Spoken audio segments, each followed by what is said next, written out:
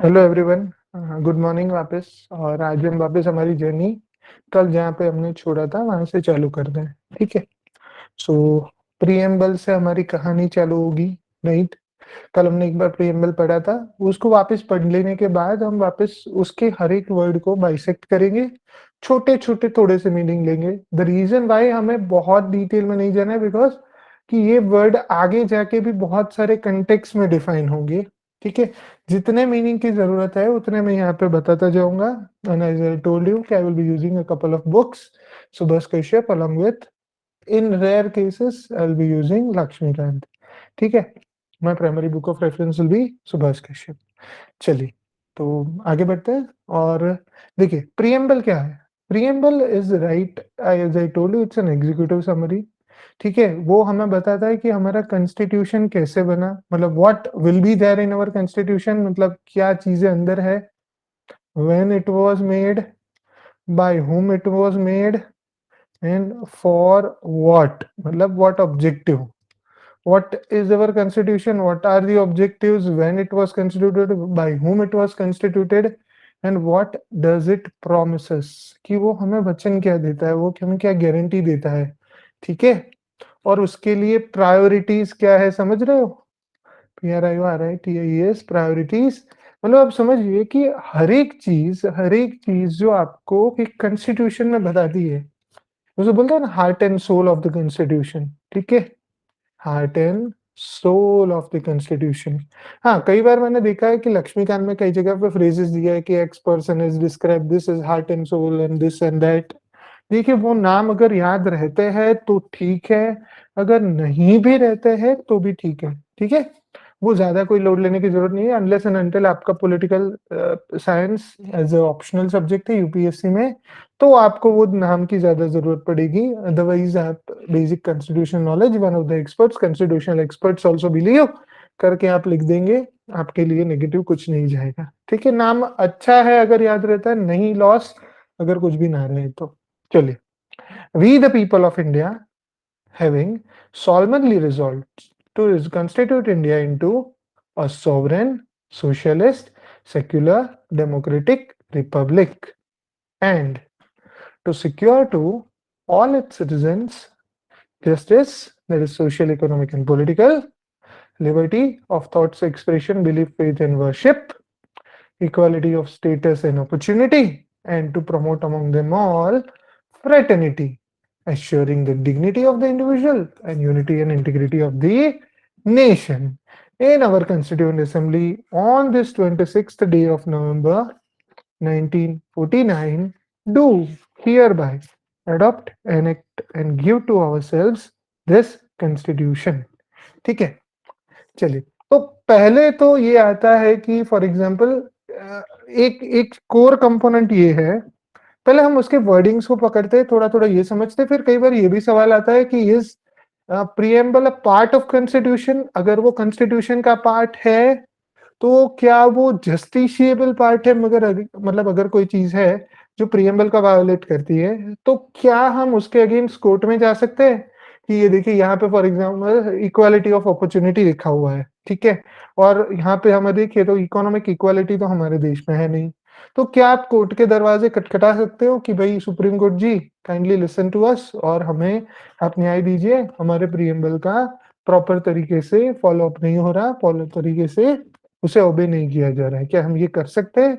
क्या वो जस्टिशिएबल है? उसका पावर कहाँ तक है? क्या कोई लॉ को हम जुडिशियल रिव्यू के यूज करके, जो कि आर्टिकल 13 में हम पढ़ेंगे कि what is a judicial review, अभी सिंपली समझ लेते हैं जुडिशियल रिव्यू क्या होता है। जब कोई लॉ को हम सुप्रीम कोर्ट के मतलब सुप्रीम कोर्ट की इंटरप्रिटेशन के द्वारा कॉन्स्टिट्यूशन के रिस्पेक्ट में चेक करते हैं कि क्या वो संवैधानिक है। ठीक है। क्या वो लीगल है, क्या वो प्रॉपर है या वो प्रॉपर नहीं है। ठीक है। तो वो चीजों चेक करने के लिए भी क्या प्रीएम्बल का यूज हो सकता है, मतलब प्रीएम्बल की अल्टीमेटली यूटिलिटी कितनी है। ठीक है। क्योंकि देखिए कोई पार्ट अगर है जो बताता है कि हमारा प्रीएम्बल ऐसा है नहीं है, तो उसके मतलब हमें ये चेक करना पड़ेगा कि प्रीएम्बल कितना इंपॉर्टेंट है। ठीक है। चलो तो वो एक देख लेते हैं। फिर प्रीएम्बल में क्या कभी भी कुछ भी चीजें जोड़ी तोड़ी मोड़ी माइनस की जा सकती है, हाँ ना? अगर की जा सकती है तो कैसे कर सकते हैं? ठीक है, कौन सी मेजोरिटी चाहिए, वो सभी चीजें आपको यहाँ पे समझनी पड़ेगी। ठीक है, तो इतनी सी बात है, ये चीजें जब हम समझ लेंगे तो हमारा प्रीएम्बल का अंडरस्टैंडिंग पूरा हो जाएगा। और उसके साथ अभी हम पहले से वर्ड्स चालू करते हैं। We the people of India. ठीक है, पहला वर्ड क्या है? We the people of India. So can we say that when we say we, मतलब हमारा कॉन्स्टिट्यूशन किसने बनाया है? द पीपल ऑफ इंडिया, मतलब हमने बनाया है। मतलब आप सोच के देखिए, जब हम कॉन्स्टिट्यूशन पढ़ते हैं और जब ये एक्सप्रेशन आता है कि we the people of India have given our to ourself this constitution, that means कि हमने खुद हमें कॉन्स्टिट्यूशन दिया है। मतलब इट इज लाइक हमारा पेपर हम खुद लिखते हैं, उसी तरीके से हमारा कॉन्स्टिट्यूशन भी of course by way of our representatives, पर हमने ही लिखा है। ठीक है, so we people of India give to ourself this constitution. ठीक है, लीगल टर्म्स है तो उसमें अडॉप्ट एन एक्ट और वो चीजें भी आ जाती है। वो लीगल फ्रेजोलॉजीज होती है, लीगल जब हम तरीके से कुछ भी चीजें लिखते हैं तो कुछ उनकी मतलब वर्ड्स होते हैं। ठीक है, तो वो वर्ड्स को हम कई बार फॉलो करते हैं, but nevertheless it doesn't make it much different. चलिए, तो पहले तो हमें ये पता चला कि हमारे कॉन्स्टिट्यूशन को किसने बनाया है? हमने। हमने मतलब द पीपल ऑफ इंडिया, हम लोगों ने खुद ने बनाया है और खुद को ही दिया है। मतलब ये कोई एलियन कॉन्सेप्ट नहीं है कि कोई दूसरा बंदा आया और बोला कि ये लो भाई आपकी ये बुक है, कल से इसे कॉन्स्टिट्यूशन के तरीके से इस्तेमाल करना, नहीं। ठीक है, constitution has been enacted and given to ourself by ourselves. ठीक है, चलो तो पहले ये हो गया source. Having solemnly resolve, solemnly का कई बार हम बोलते हैं ना, ईश्वर की प्रतिज्ञा खा के मैं कसम लेता हूं। By the way, just to add to one comic thing, जो हम मूवीज में देखते हैं ना कि वो भगवत गीता ले आते हैं या कुरान ले आते हैं और फिर मूवी में दिखाते हैं कि भाई आप इस पे हाथ रख के कसम खाइए। वेल बाय द वे, मेरे कोर्ट के एक्सपीरियंस पर से मुझे बहुत क्लियरली पता है, ऐसी कोई नाटकबाजी कोर्ट में नहीं होती। इससे पहले ही जैसे एक सिंपल सा स्टेटमेंट बुलाया जाता है जिसको गुजराती में बोलते हैं कि अगर मतलब फ्रेज गुजराती में है, मैं आपको हिंदी मतलब बताता हूँ कि अगर मैं कुछ गलत करूं तो मेरा भगवान या जो भी कुछ है वो मुझे दंड देगा। ठीक है, मतलब झूठ बोले तो भगवान मारे, ऐसा कुछ है, कुछ फ्रेजोलॉजी होती है। But it is nowhere कि वो जो मूवी में कॉमिक सेंस की तरह दिखाते हैं कि गीता पे कसम रख के, हाथ रख के कसम खातू हो या बाइबल पे या कुरान पे, ऐसी कोई चीज नहीं होती है। ठीक है, ये चीजें दिखाने के लिए अच्छी लगती है बट इट इज, और अदर आप जो कार्टून ड्रामा देखते हैं ना, वो भी हार्डली रियल में कुछ ऐसा होता है। ठीक है, तो real things are very different. ठीक है, तो अब जब हम वर्ड यूज करते हैं ना सोलमनली रिजॉल्व, मतलब ये हमने क्यों लिया कि कई बार for example in the name of God, जैसे कि यूएस के प्रीएम्बल में क्या लिखा हुआ है कि in the name of the god we are doing this. But अगर हम बोले कि हमारा जो है वो सोलमनली रिजॉल्व करते हैं, मतलब अगर कोई भगवान में मानता है मतलब वो आस्तिक है, नहीं मानता मतलब नास्तिक है, सभी लोगों को इनरोल कर दिया। ठीक है, so having solemnly resolve, resolve का मतलब क्या होता है? हम निष्ठापूर्वक दृढ़ है, मतलब हमने डिसाइड कर लिया है। ठीक है, आपके पास गुजराती या हिंदी की कॉपी हो तो आप उसमें पैरेलल वर्ड्स देखते जाइए। ठीक है, अगर आप रीजनल लैंग्वेज में पेपर देने वाले हो तो मेरी एडवाइस ये होती है generally, at least in GPSC we have an option कि वहां पे आप हर एक क्वेश्चन को अलग लैंग्वेज में लिख सकते हो। ठीक है, अगर ऐसा कोई ऑप्शन है तो आई वुड से कि कुछ सब्जेक्ट ऐसे होते हैं जिसको इंग्लिश में रखना इजी भी होता है, स्टैंडर्डाइज भी होता है, और वहां पे आपको ज्यादा मटेरियल और ज्यादा अंडरस्टैंडिंग आपको मिल जाती है। ठीक है, तो but anyway the choice will be always of course yours, this is just an advisory direction. अगर इंग्लिश थोड़ा सा भी अच्छा है तो आप इंग्लिश में लिखिए, समझिए, मजा आएगा। ठीक है, solemnly resolve to constitute India into, मतलब इंडिया को हम कैसा देश बनाना चाहते हैं, बराबर? तो what type of country we want to make India into. देखिए 5 वर्ड है, एक आध दो बार प्रीलिम में इसकी सीक्वेंस भी पूछी गई थी। Soviet, sovereign, socialist, secular, sovereign, secular, socialist, ये तीनों वर्ड एसएसएस वाला है ना, उसकी सीक्वेंस पूछ ली थी। I guess it was in class 2 examination. तो कई बार ऐसे सिंपलिस्टिक सवाल भी आ जाते हैं, बट हाँ क्रोनोलॉजी भी इंपॉर्टेंट करती है। ठीक है, तो अब हम क्या करेंगे, हर एक वर्ड को थोड़ा थोड़ा सा छोटा छोटा से समझते हुए आगे बढ़ेंगे। ठीक है, चलिए, तो पहला आता है, हमें इंडिया को 5 कैरेक्टरिस्टिक वाला देश बनाना है। ठीक है, पहला है सॉवरेन, सोवरेजिन नहीं बोलते, सॉवरेन बोलते हैं।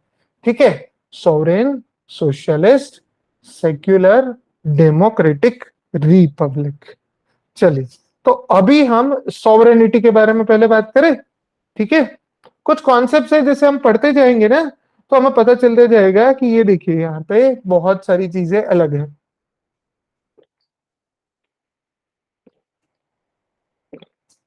सॉवरेन वर्ड का सिंपल मतलब क्या होता है कि हम पहला कीवर्ड पे आ जाते हैं। ठीक है, सो आज का हमारा पहला कीवर्ड है जो हम समझेंगे, विच इज सॉवरेन।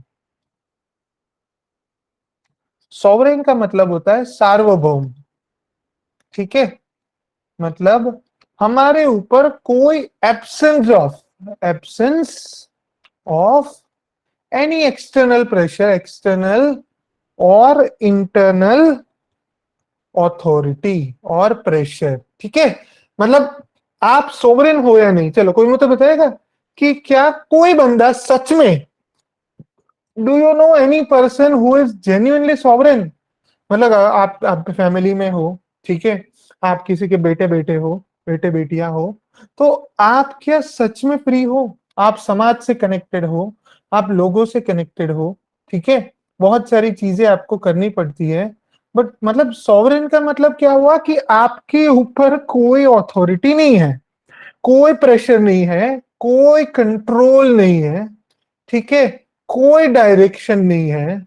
ठीक है, मतलब मेरे पिताजी का बगीचा, पता है ना, मेरे पिताजी का बगीचा। ठीक है, इसका हिंदी या गुजराती आप प्रॉपर करोगे हमारी लैंग्वेज में तो आपको हंसी आएगी, but that's the my father's garden. ठीक है, तो ultimately sovereignty is a very simple concept, जहां पे कोई भी टाइप की एक्सटर्नल या इंटरनल अथॉरिटी नहीं होती जो हमें बताए कि हमारे लिए क्या है, कोई भी बंदा, कोई भी चीज हमारे ऊपर है या नहीं है। मतलब कोई भी सुपीरियर नहीं है। ठीक है, जैसे कि हम जब ब्रिटिशर के टाइम पे थे तो हमारे ऊपर क्या था कि ब्रिटिशर्स का रूल था, तो Britishers were actually dictating the terms कि हमें कैसा रहना है, कैसा नहीं करना है। ठीक है, बट अभी के हिसाब से देखो, तो अभी तो ऑनेस्टली सेइंग कोई भी पर्सन, कंट्री का तो छोड़ ही दीजिए, कोई भी पर्सन भी अभी भी प्योर सोवरेन नहीं है। क्या कोई क्लास में से ऐसा है जो क्लेम कर सकता है कि नहीं आपके पास फुल सोवरेनिटी है? ठीक है, कि आप जो चाहो वो कर सकते हो? Is there anyone right who can genuinely claim that yes you have full sovereign rights on your life? अगर ऐसी गलत फहमी में कोई है तो मुझे कोई बताएगा। I don't think so, right, nobody is fully sovereign. So पर ठीक है, देखिए, कई बार हम सोवरेन हो सकते हैं, ये हमने इंडिविजुअल तरीके से सोचा, पर देखिए हमारे ऊपर हर एक में समाज का प्रेशर होता है, माताजी पिताजी का प्रेशर होता है, फैमिली का प्रेशर होता है, फ्रेंड्स का प्रेशर होता है, टीचर्स का होता है, इवन सुपीरियर्स का होता है। ठीक है, गवर्नमेंट का होता है, आर्मी का होता है। ठीक है, तो बहुत सारी जगह से हमारे ऊपर थोड़ा सा कंट्रोल रहता है, थोड़ी सी अथॉरिटी देखने को मिलती है। Same cases with the countries. See for example कोई बोले, अगर इसे मेंस में सवाल पूछना है तो आ सकता है कि sovereignty which is assumed in the preamble of India is just a mythical concept. Do you agree with this statement? क्या आपके हिसाब से सॉवरेनिटी या सार्वभौम सिर्फ एक काल्पनिक विचार है? काइंडली डिस्कस, चर्चा कीजिए। ठीक है, तो आप कैसे बता सकते हो कि देखो सोवरेनिटी वैसे तो दिखती है पर है नहीं? क्यों नहीं है? तो पहले तो देखिए कि भाई हर एक हमारे, पहले तो जब जब जब फेडरलिज्म होता है ना, तो पहले तो सॉवरेनिटी उतनी होती नहीं है क्योंकि पूरा का पूरा पावर डिवाइड हो जाता है।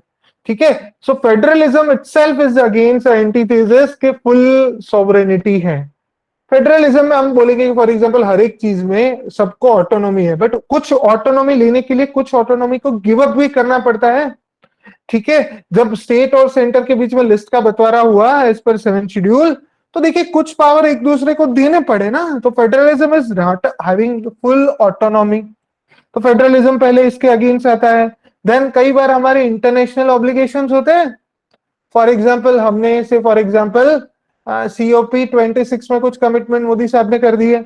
अभी एनवायरमेंट के लिए हम कटिबद्ध हो गए, मतलब हम अगर चाहे तो भी एक हद से ज्यादा हम पॉल्यूशन नहीं कर सकते। तो देखिए हमें ग्रोथ होने का टोटली ऐसे राइट होना चाहिए कि हम जो तरीके से चाहे रिसोर्सेज को यूज करें, बट क्या हम वो कर सकते हैं? नहीं कर सकते। सो मे बी इंटरनेशनल चीजें है, COP26 है, UN है, WHO है, कोई भी इंटरनेशनल बॉडी का मेंबरशिप है, ठीक है। फिर कई बार हम बहुत सारी इंटरनेशनल ट्रीटीज में पार्ट होते हैं, ठीक है। Hello, is voice clear now?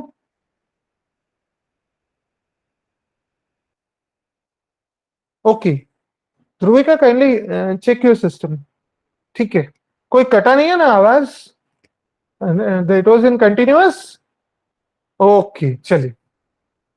सो देखिए COP26 हो गया, या फिर हम UN या WHO ले ले, बहुत सारी इंटरनेशनल ट्रीटीज ले ले, बायलेटरल मल्टीलेटरल ट्रीटीज की बात करें, ठीक है। या फिर हमने पता है हमने वो जब फाइनेंशियल क्राइसिस के बॉर्डर पे आ गए थे, IMF वाला सिचुएशन, जब हमने उससे हमने BOP क्राइसिस के लिए लोन दिया था, और उसी लोन के लिए हमें उसके लिए बहुत सारी कंडीशंस को फॉलो करना पड़ा था। 1991 में हमने हमारे इकोनॉमी को LPG करके ओपन करके लिबरेट करना पड़ा था, ठीक है। तो आप समझ रहे हो कि फुल सॉवरेनिटी का कॉन्सेप्ट जो है वो ना ही एक्सटर्नली ना ही इंटरनली फुल्ली अवेलेबल है, ठीक है। तो आप एक चीज समझ लीजिए कि जब हम सॉवरेनिटी की बात करेंगे तो सॉवरेनिटी कैसी होगी कि हमारे यहाँ पे हमने हमको खुद को कुछ हद तक ऑटोनॉमी मिलेगी, पर एक हद से ज्यादा सॉवरेनिटी ना किसी को मिली है, ना इससे ज्यादा दी जा सकती है, ठीक है। सॉवरेनिटी को अगर बड़े बड़े से तरीके से देखें तो दो तरीके से होता है, एक होती है एक्सटर्नल सॉवरेनिटी, एक होती है इंटरनल सॉवरेनिटी, ठीक है। दो सिंपलिस्टिक कॉन्सेप्ट है। एक्सटर्नल सॉवरेनिटी मतलब with relation to, for example अभी USA ने बोला कि भाई आप रशिया से S-400 मिसाइल्स मत परचेज करिए, इंडिया ने बोला ठीक है थैंक यू, चलो रशिया हमें मिसाइल भेजो। आप समझिए कि अगर क्या आप अपनी फॉरेन पॉलिसी के डिसीजंस दूसरे के प्रेशर में आके लेते हो या इंडिपेंडेंटली ले सकते हो। फॉर एग्जांपल USA ने कहा, उसका US FTA है, US फ्री ट्रेड एग्रीमेंट, और वो लोग कंट्रीज की रेटिंग निकालता है और उसके हिसाब से उस पे सैंक्शंस लगा देते हैं यूनिलेटरली। मतलब अभी रशिया पे ऊपर लगाए हुए हैं, ईरान नॉर्थ कोरिया के ऊपर लगे हुए हैं। तो ये तरीके से ये लोग क्या करते हैं कि इंटरनेशनली हमारी पॉलिसीज को डिटरमाइन करते हैं। इवन कई बार ये सोशल मीडिया साइट्स पर भी आरोप होता है कि वो हमारे ऊपर हमारी सॉवरेनिटी को रिस्पेक्ट नहीं कर रहा है और वो खुद हमें इनडायरेक्टली प्रेशराइज कर रहे हैं। तो एक्सटर्नल सॉवरेनिटी का मतलब क्या हुआ कि कोई भी बाहर का, चाहे वो स्टेट एक्टर हो या नॉन स्टेट एक्टर हो, अगर वो हमारी पॉलिसी डिक्टेट कर रहा है कि हमें कैसे आगे बढ़ना है, क्यों बढ़ना है, तो वो हो गया concept of external sovereignty. What is internal sovereignty? कि with respect to any other aspect of India, क्या हम बाहर का तो कोई इंटरफियर नहीं कर रहा, बट क्या हम इंटरनली प्रॉपरली सोवरेन है? क्या हम जैसे चाहे वैसे देश को रीऑर्गेनाइज कर सकते हैं, ठीक है? क्या हम चाहे वैसे पावर्स को प्लस माइनस कर सकते हैं, ठीक है? क्या हमारे लिए कुछ भी कर पाना खुद के लिए, खुद के गवर्नेंस के लिए, बेटरमेंट के लिए फिजिबल है, ठीक है? या फिर दूसरे ही लोग एक दूसरे में टांग अड़ाते हैं? समझ रहे हो?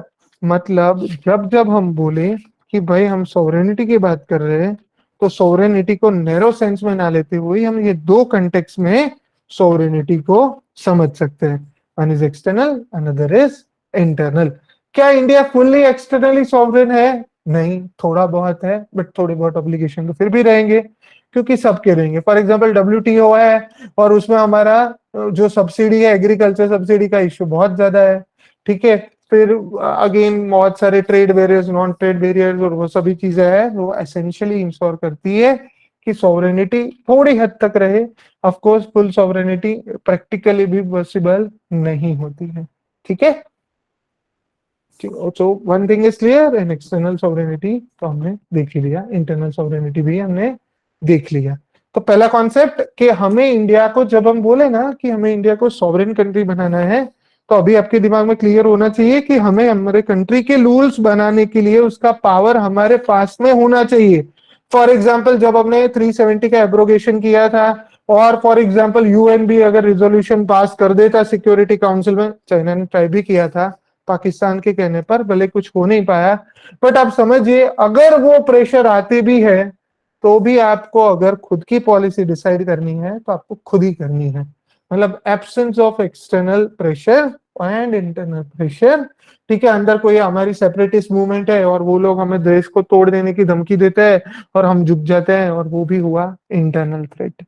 ठीक है, so what's the conclusion? We want to have sovereignty from both these angles, that is sovereign from externally, sovereign from internally।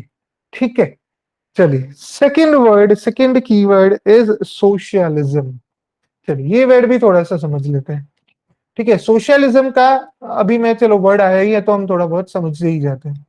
Socialism पहले तो हम उसको समझते हैं वर्सेस कैपिटलिज्म के रेफरेंस में समझते हैं, फिर हम इंडियन सोशलिज्म को थोड़ा सा ब्रीफ में टच कर लेंगे, और फिर हम ये दो टॉपिक पर आज की चीजें रख सकते हैं।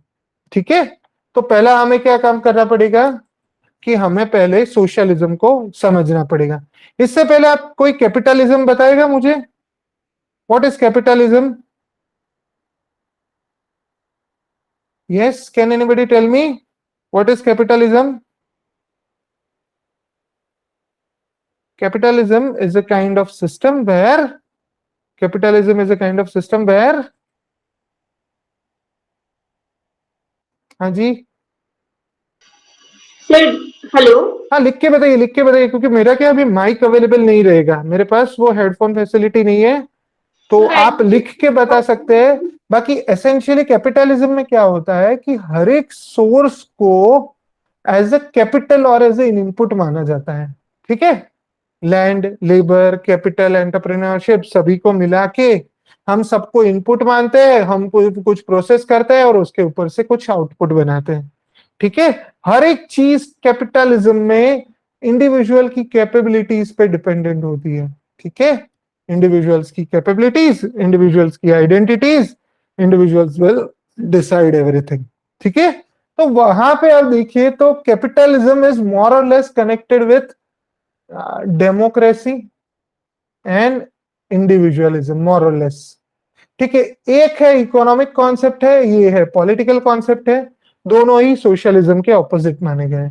अगर लोगों के पास इंडिविजुअल लिबर्टी है, ठीक है, फ्रीडम है, तो हम बोलेंगे कि वहां पे डेमोक्रेसी है। अगर हम उसको मनी के सेंस में बोले तो वहां पे लोगों के पास पूरी की पूरी आजादी है कि वो जो चाहे, जहां पे चाहे, जैसे भी चाहे खुद को अपने आप बिल्ड कर सकते हैं। ठीक है, तो वो हो गया कैपिटलिज्म। अगर हम इकोनॉमिक टर्म्स में बोले, जो कि सोशलिज्म का ऑपोजिट है। डेमोक्रेसी के टर्म्स में बोले तो क्या होगा कि वहां पे हर एक सिटीजन्स के पास वो राइट होता है कि जो चाहता है उस तरीके से सिटीजन को अपने हिसाब से जीने की, रहने की, खाने की, उसके आइडियाज को फॉलो करने की फ्रीडम्स अवेलेबल होती है, लिबर्टीज अवेलेबल होती है, राइट्स अवेलेबल होती है। ठीक है, तीसरा भी एक आता है जिसको हम ऑटोक्रेसी भी बोलते हैं, बट उसको तो अभी हम रहने ही देते हैं, ऑटोक्रेसी। ठीक है, वहां पे तो क्या होता है कि भाई देयर इज वन ऑटोक्रेट, ठीक है, तानाशाह, और वो डिसाइड करता है कि क्या होगा, क्या होगा, कौन सा हेयरकट चलेगा, कौन सा नहीं चलेगा, एंड एवरीथिंग। तो ये तो हो गया हमारा कैपिटलिज्म। कैपिटलिज्म में जनरली एक लिमिटेशन ये मानी गई है, या डेमोक्रेसी में लिमिटेशन मानी गई है कि यहाँ पे इनइक्वालिटी जो है वो नेचुरल है। नो मैटर आप कितना भी ट्राई करें, इनइक्वालिटीज रहेगी, क्योंकि यहाँ पे कैपेबिलिटी स्कोर में है। अभी देखिए कैपेबिलिटीज सबकी अलग अलग है, वो कैपेबिलिटी के हिसाब से कोई कम मेहनत करेगा, कोई ज्यादा मेहनत करेगा, जो जितनी मेहनत करेगा उतना उसका आउटकम मिलेगा। पर ठीक है, मतलब again up to some extent this is okay, justified. Socialism क्या है? Socialism is a polar opposite concept. जो, और हर, हाँ, दूसरी एक चीज क्या होता है कि कैपिटलिज्म में बेसिकली आप देखें तो एक क्लास डिवीजन देखने को मिलता है। क्लास डिवीजन, ठीक है, एक होता है ओनर्स क्लास, ठीक है, जिसको एंटरप्रेन्योर क्लास बोलते हैं, और दूसरे होते हैं लेबर क्लास। ठीक है, जहां पे वो मजदूर होते हैं, और हमने अगर हमारी 70s 80s की मूवी देखी हो अमिताभ बच्चन वाली, तो वहां पे ये क्लासेस हमको क्लियरली दिखते थे, mill owner, factory owners, company owners और उसके सामने लड़ने वाले मजदूर।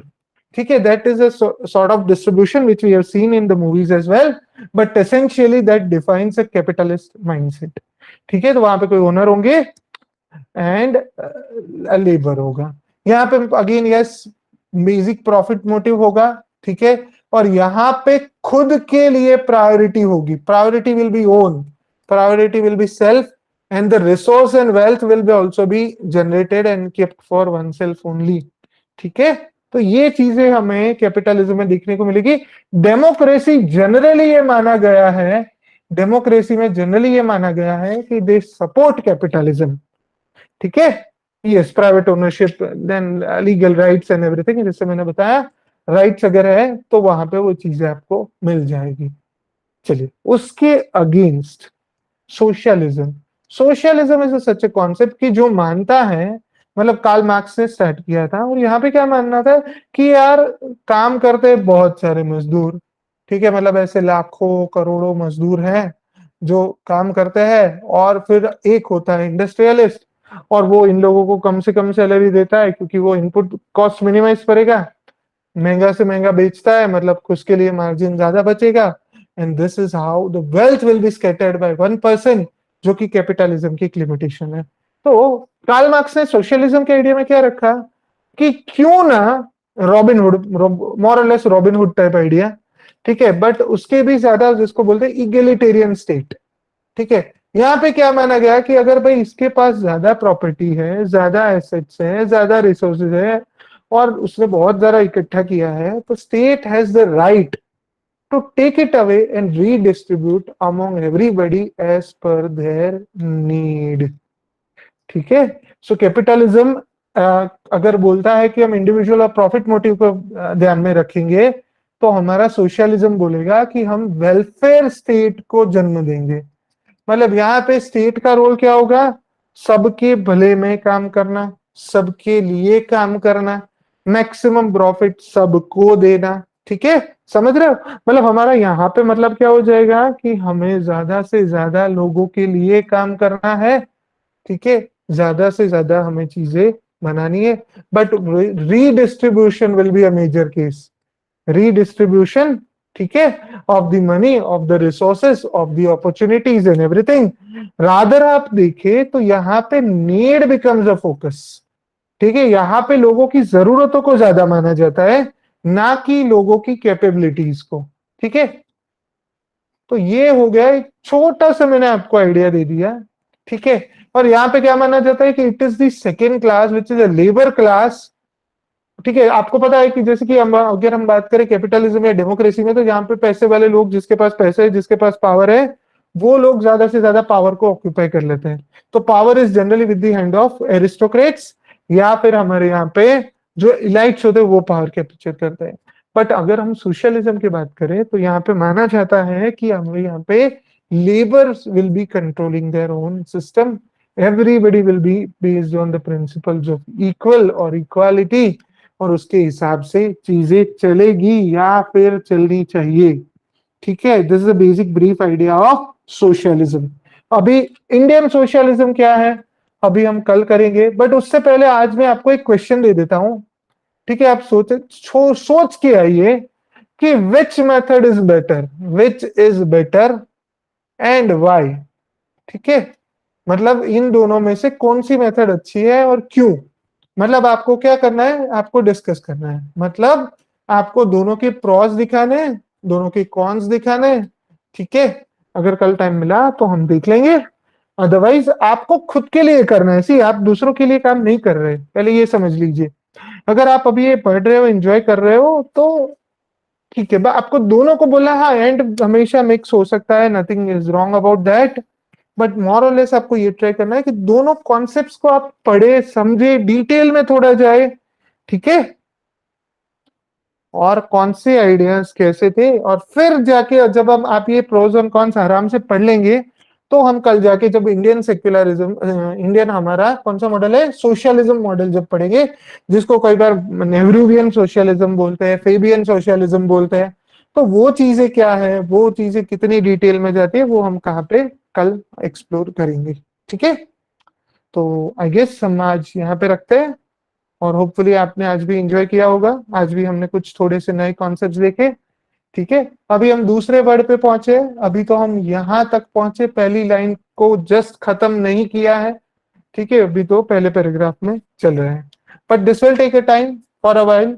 बट जैसे ही ये खत्म होगा, बहुत सारे कोर कॉन्सेप्ट्स आपको पॉलिटी के क्लियर हो जाएंगे, क्योंकि हर एक चीज को मैं जैसे ही हमें मिलता है, मैं एटलीस्ट उतने सफिशिएंट डिटेल में जाता जाऊंगा कि आपके लिए वो टॉपिक को हैंडल करना एक सस्टेनेबल प्रैक्टिस रह जाए। ठीक है, तो चलिए हम आज यहाँ तक रखते हैं, और होपफुली आपको भी मजा आया होगा। ठीक है, ऐसे ही हम मिलते रहेंगे, ऐसे हम छोटी छोटी चीजें पढ़ते रहेंगे। Kindly keep coming, keep visiting. मिलते रहिए, बाय बाय, टेक केयर। चलो, ऑल द बेस्ट।